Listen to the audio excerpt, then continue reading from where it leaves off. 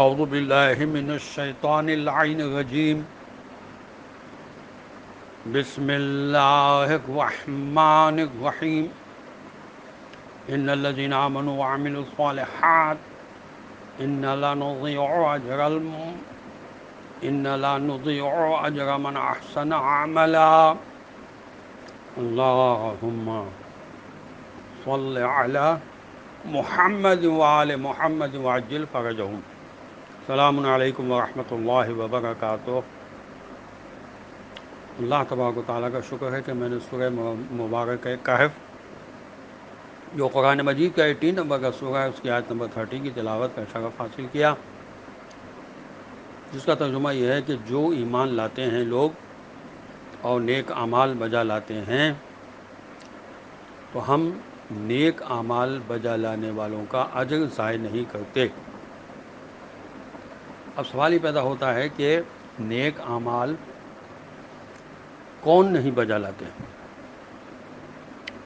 عزیزان محترم، جو آخرت کا انکار کرتے ہیں وہ نیک اعمال بجا نہیں لاتے، اس لیے کہ وہی سمجھتے ہیں کہ اسی دنیا میں سب کچھ مزے جو ملنا ہے وہ لے لو اور بس موت آئی اور یہ مزے ختم. ایسا نہیں ہے.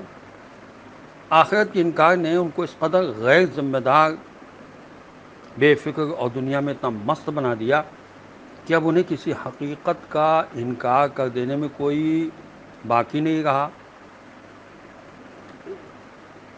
کسی صداقت، کسی حقیقت اور کسی طاقت یا قانون کی انہیں پرواہی باقی نہیں رہی. کسی اخلاقی بندش کو اپنے نفس پر برداشت کرنے کے لیے وہ تیار ہی نہیں رہے.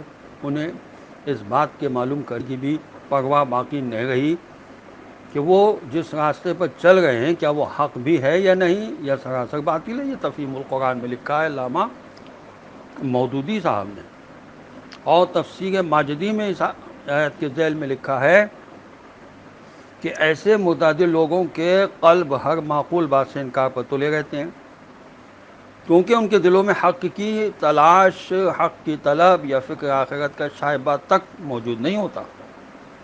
اس لیے وہ تکبر کے مرض میں مبتلا ہوتے ہیں. اپنے تکبر کی وجہ سے وہ حق کو نہیں مانتے، کیونکہ حق کو ماننے کے بعد خدا و رسول صلی اللہ علیہ وسلم کی اطاعت کرنی پڑتی ہے، اور اطاعت کرنا ان کے تکبر کے منافی ہوتا ہے. اس لیے کفر اور حق دشمنی کا سب سے بڑا سبب تکبر ہوتا ہے. یہی خود سری اور خود بینی انسان کو حق سے بھیگا رکھتی ہے، کیونکہ حق کو مان کر وہ جو چاہے نہیں کر سکتا، اور انسان صبر کا دامن بھی چھوڑ دیتا ہے. سورہ احقاف کی آیت نمبر 35 میں ارشاد رب العزت ہے فاصبر کما صبر اولو العزم من الرسل.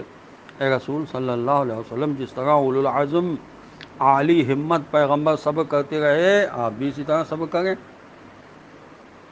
سورہ نحل کی آیت نمبر 127 میں ارشاد ہوا وَاصْبِرْ وَمَا صَبْرُكَ إِلَّا بِاللَّهِ وَلَا تَحْزَنْ عَلَيْهِمْ. اے رسول صلی اللہ علیہ وسلم، آپ صبر ہی کریں اور اللہ کی مدد کے بغیر آپ صبر نہیں کر سکتے.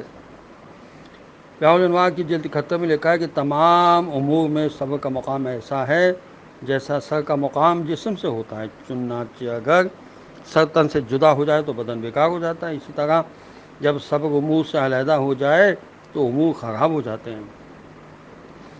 اسی طرح امام معصوم فرماتے ہیں کہ صبر کا مقام ایسا ہے جیسا سر کا مقام جسم میں ہوتا ہے. چنانچہ سر جسم سے جدا ہو جائے تو جسم ضائع ہو جاتا ہے. اسی طرح جب صبر رخصت ہو جائے تو ایمان رخصت ہو جاتا ہے. مزید مولا فرماتے ہیں لوگوں تمہارے لیے صبر ضروری ہے، کیونکہ جس کے پاس صبر نہیں اس کے پاس دین نہیں. اب ہم اپنے آپ کو ہم چیک کر سکتے ہیں کہ آیا ہمارے اندر صبر ہے؟ آیا ہم صبر کا مظاہرہ اپنے گھر میں کرتے ہیں، اپنے معاشرے میں کرتے ہیں، اپنے رشتہ داروں میں کرتے ہیں، یا بے صبری کا مظاہرہ کرتے ہیں؟ اگر صبری کا مظاہرہ کرتے ہیں تو ایمان میں کمی ہے. اللہ ہمیں توفیق عطا فرمائے کہ دین اسلام کو سمجھیں اور سمجھ کر اس پر عمل کریں اور دوسرے لوگوں کو اس کی ترغیب دیں السلام علیکم ورحمۃ اللہ وبرکاتہ.